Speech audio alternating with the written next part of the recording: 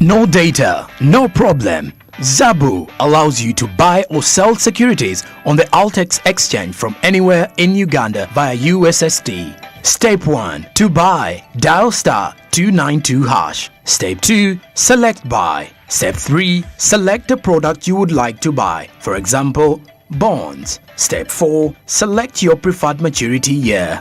Step 5. Select the bond you would like to buy. Step 6. Input an amount of 15,000 Ugandan shillings or more. Step 7. Your order has been forwarded for processing. And finally, Step 8. Your order has been confirmed.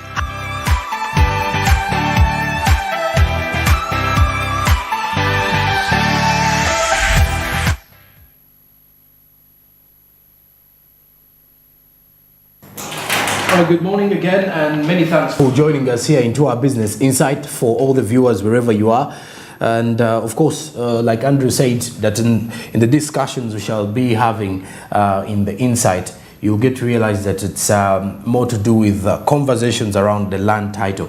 And in our second update of this morning, we were looking at land titles and the delay this has actually had on the economic development, where members of parliament were actually having or giving their views on as to why government should actually hurry up in regards to making sure that Ugandans or people who buy land can easily access their land titles. It's a very huge topic of concern and a very huge topic of discussion if you come to think of it, from the social aspect down to the economic situation and even the political part of it. Land, which is a very, very important asset in regards to acquiring different assets that most of the Ugandans yearn to have. And in the central region, obviously, the land wrangles have become a very key issue that has also called in the government to intervene.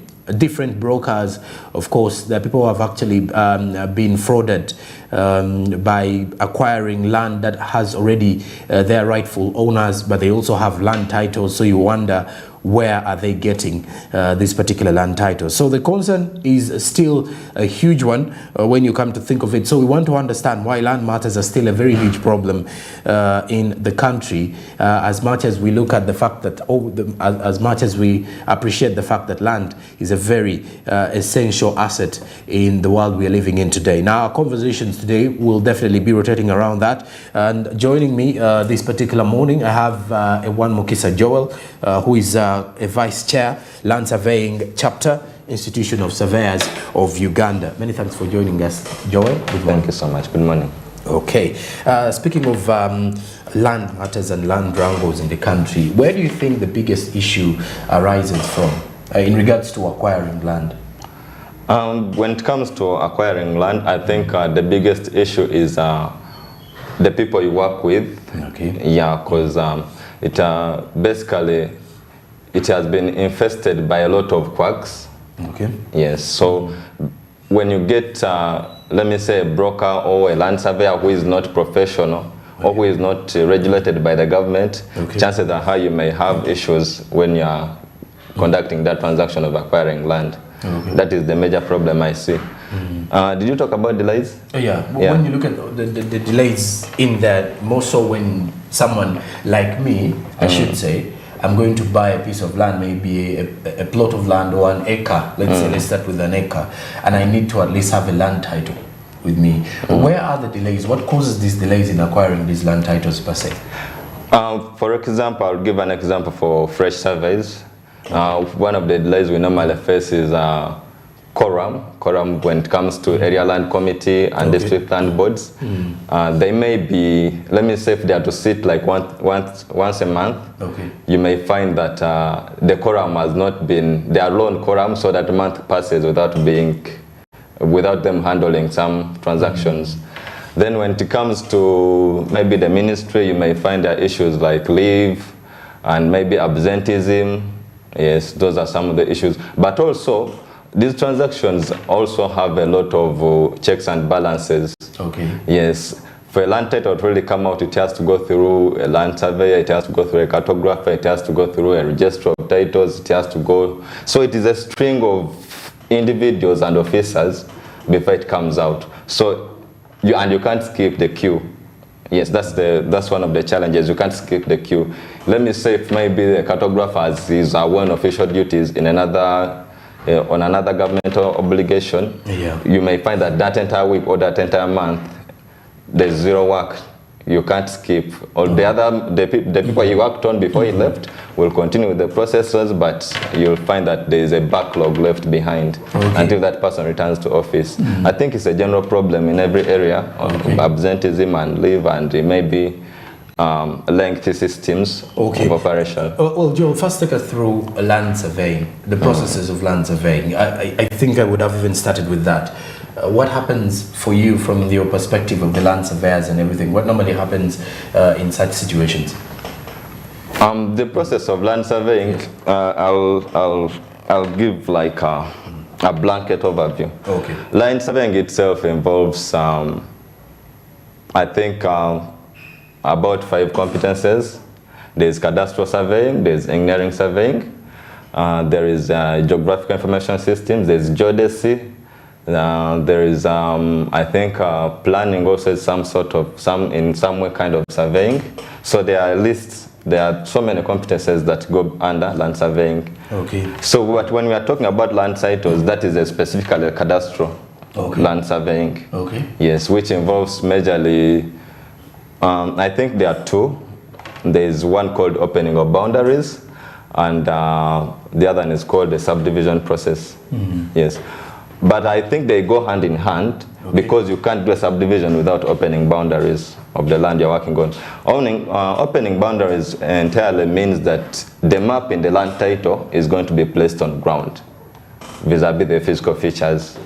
Yeah, so if you call me to do for a boundary opening, I'll come and take measurements, survey measurements of all the physical features on your ground, and then I place the map in your title and I overlay it onto those physical features. Then I'll tell you this one may be constructed in your piece, this piece of land you left it out.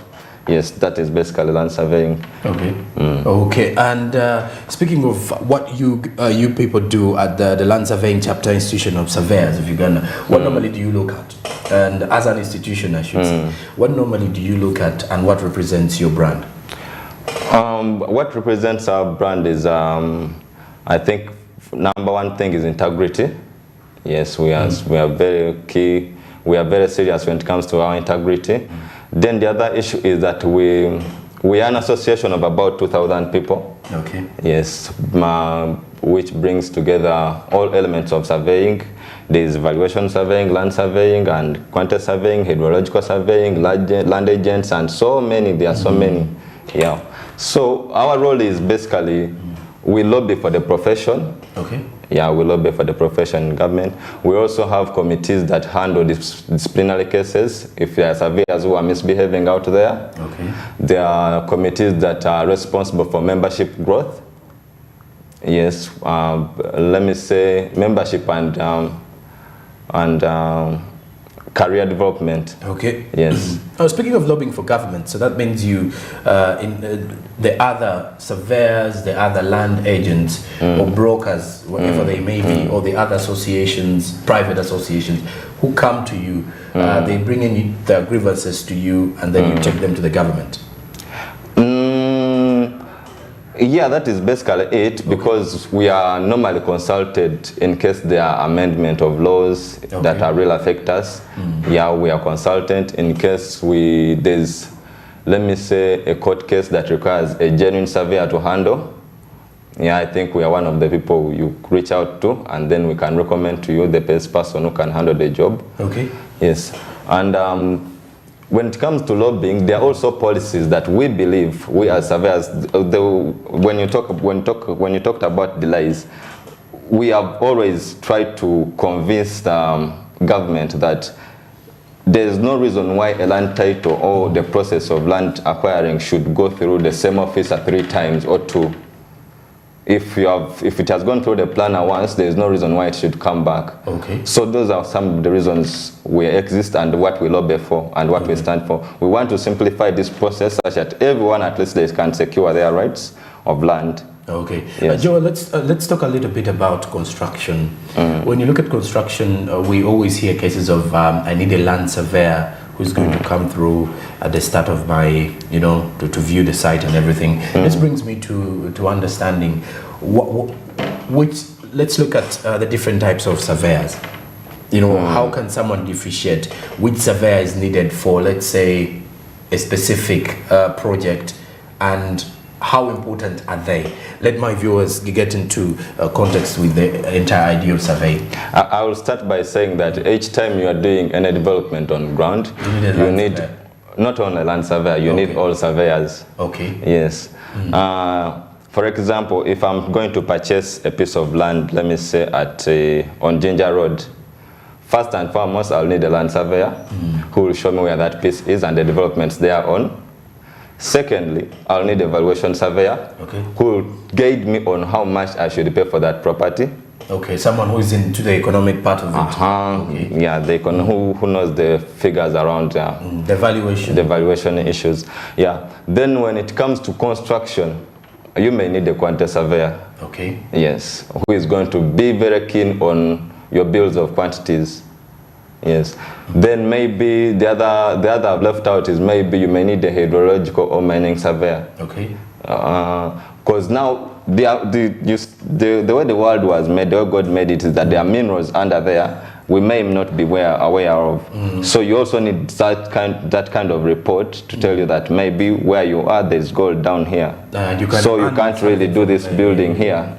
Yes. So I think each time someone is working with the earth's surface, they need a surveyor with them on their side. Now, speaking of rightfully getting a land title, what really happens? What should someone do? Because we've had issues here in the country whereby someone who wants to get a land title, you've bought your land, you feel it's rightfully yours, but at least you need a title under your names that clearly shows that this is mine.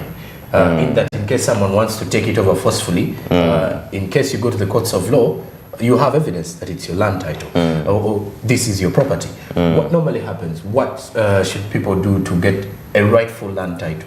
Because now it seems we have lots of people giving out different land titles, and it's actually creating a lot of cases in the sector. Yes, sector. First and foremost, I think it is only one organization that issues land titles. That is the Ministry of Lands and Housing and Urban Development. Okay. Yes, I'll admit I'm not speaking on their behalf because I don't work with them. But from my view, I think there are those areas where you may find a plot has been registered to 2 people. But they are very, very minimal. It's not like everyday. It's not an everyday thing. But how you know that you have the right land title? I think first and foremost, where you pick it from. Okay. Because there's an officer who is entitled on issuing them out. Yes. But you need to go through the process. If I'm to acquire this piece of land, where is my landlord? I'm talking about maybe in central areas. Who is my landlord? The landlord is meant to send for you a form we call a mutation form. Then that mutation form is given to the Registrar of Titles at a Ministry Zonal office. In the picture here, the landlord is the landowner, is the initial landowner. Yeah, of course, yes. So that party signs that form, and then the the Registrar of Titles will accept the transaction, and then it will go through the system. You get a land surveyor, they prepare for you the documentation and stuff like that. They submit. And then when the title comes out, now this is the key part. Okay. You have to do a search on that title that I've given you. Okay. Yes. But still at the ministry. Okay. Yes. You have to. There are security features they have they have emplaced on the titles now, which are QR codes. So you have to scan. I am sure everyone who owns land must own a smartphone. Yeah, so you need to scan. Features that were added lately. Yeah, you scan the land title, it has QR codes, which will give you information that this land title you're owning is fully registered. Fully registered, and yeah, it was done at this office, and yeah. Okay. And of course, as we speak of land wrangles, it brings me to a question of understanding. What do you believe is, what do you believe is the cause of the land wrangles that we have? Besides, the desire for people to have a lot of property under their names, what normally creates this issue of having land wrangles here and there? Because there are some unbearable circumstances which come after the death of maybe a family head who had not distributed the land fairly. Those are issues that are always there and will always be there because of the fact that humanity is never satisfied. But when you look at the other, administrative causes of land wrangles, where are most of those coming from? Like I've said, yes, there are minimum errors when processing the titles. So one of the reasons we could have wrangles is maybe double plot numbering. Okay. Where you have 2 plots in different areas, but they have the same plot number. Okay. And block number. So when someone does a search, it's like, no, I have also a piece in the same block number. Okay. Same plot number, it returns something else. So it's like, I have a piece the other side. So that's how they come and say, no, this is my piece, and then they... Okay, then someone forcefully takes it. Yeah. Then, but I think it's basically because of, I think, moral decay. It's genuinely a problem, a personal problem. Yeah, it's not really... the desire to have a lot of... Yeah, the desire, I don't think it's about... Because I can't come and claim Kingdom Kampala is mine. There's no way. Yes. But someone can come with a gun and say, no, this is my piece. This is my property. Do whatever you can. And they take it over. And they take it over. Now that brings me to the issue of security, because let's say property security. The mere fact that I've bought my land, I have my land title, then that means that is the first sort of security I have. That means that this land fully belongs to me. Yes. I am the rightful owner. Then how then, what brings us to the case scenarios of situations whereby someone will come out and take this from me? Where do you think, okay, besides how do I prevent such case scenarios? Is it because at times you never know who owns the land, by the way? I may come to you when you are the landlord at the moment, but yet there is a landlord somewhere else who is not available. But because I want quick things and everything, I'll definitely give you the money. You process a land title for me, a false one, you never know. And at the end of the day, I'm losing my property after losing millions, and that's the bigger case that we're actually having in the country today. I want to understand, how rightfully can I own my own land? Is there a way, or are there platforms that I can go to find out that at least there are these pieces of land that are freely having no wrangles whatsoever, or they are rightfully out there if you buy them? First and foremost, I think where you buy the piece of land or property is really key. You should work with reputable organizations. Yeah, I won't mention some companies because I think it's not. Yes. It's not right. Yeah, but you need to work with reputable organizations that have been in the game for a really long time. Then, secondly, if you have your title and you need to take an extra mile to protect your interests, I think the best thing to do is to place a caveat on that title, such that in case anyone is meant to do any other transaction on that land, you are informed. Okay. Secondly, I think the other, and I think it's the best, is to take possession of your land. Don't buy a piece of land and let it decay somewhere. You need to do something with it, such that even when another person comes to buy, they will see, oh, someone is working from here, who is it? So I think that's one way you can protect your interest on your piece of land. Okay, let's look at the brokerage part. I think land is where we also have lots of brokers, especially in the property sector. There is a lot of brokers. Currently now they are more formal, I should say. Not like they're very smart. It's not like at the times when you would easily, he was actually a phone call away, or you had to look for him at his house. Now most of them even have offices, or there are property agents out there. When you look at the brokerage, how have they shaped this sector? How have the formal brokers shaped our land sector in the past few years? I think the brokers have played a key role in raising land values. Okay. Yes, because they always take a percentage of that money you pay. to the landowner. Yes, and they always play some tricks to make sure that you buy it highly. Or yeah, they play some tricks. They can come and say, my client says he has let me say 1 billion. Then for you are like, okay, okay, you give me that 1 billion. But then they tell the client that, okay, we are selling the land 2 billion. So there is 1 billion that is there for them. For them to... For them. Okay. So by the time you write a sales agreement, they come to you and landlord and they say, you write in the agreement 2 billion. Okay, because they know the 1 billion has to go to their side. So you've written, the lawyer has signed, we have paid 2 billion for such and such a piece of land. So when it comes maybe to transfer that property to your names, okay, you are going to pay a huge sum of money because now the government asks for those sales agreements. Okay.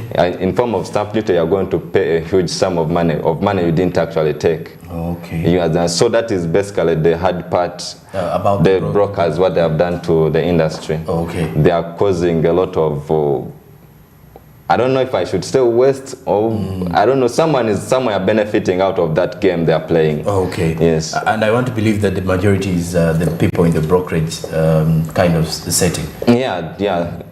Well, of course, for the viewers out there, when we do return after the break, our conversations will now turn to some of the key issues that the people in the land surveying industry or the people in property management do face. Because at least as we look deeply into creating a room whereby you, anyone who wants to buy a piece of land, or you as someone who's behind any project and you want to purchase a specific, let's say, specific acre of land, hectare, name it, what you need to do. But of course, we need to as well see or feel the pain of the side of the people who make sure that they anchor the ship onto which we sail from. So obviously, our conversations continue to rotate around the land matters in the country and why, of course, land issues are still a very huge challenge and a problem. But as we're heading into the break, remember to grow your investments and kickstart off your investment journey with the Zabu platform. Zabu is a platform by Altex East Africa which says do something new.